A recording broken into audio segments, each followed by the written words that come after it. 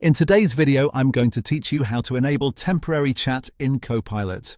This is a very quick setting to turn on, and once you know where to look, it only takes a moment.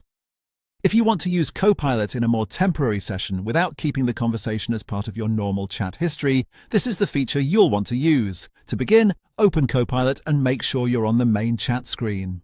Once you're there, direct your attention to the top right corner of the page. In that area, you'll see an icon that looks like a speech bubble with a broken link design.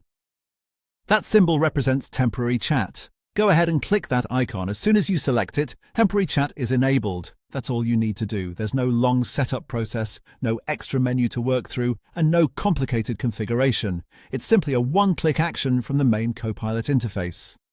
A helpful tip here is to take a second to visually confirm that you clicked the correct icon, especially if the top right area has several buttons. The temporary chat button is the one with the speech bubble and broken link appearance. So, if you're unsure, just look carefully before clicking.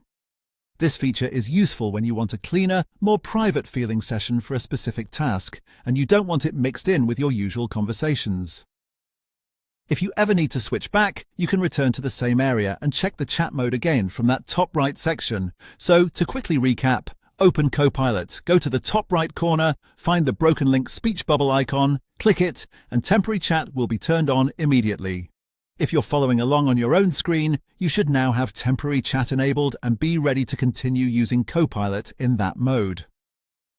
This is one of those small features that's easy to miss if you don't know where it is, but once you've seen it, it becomes very simple to access anytime you need it. And that's it for this tutorial on enabling temporary chat in Copilot.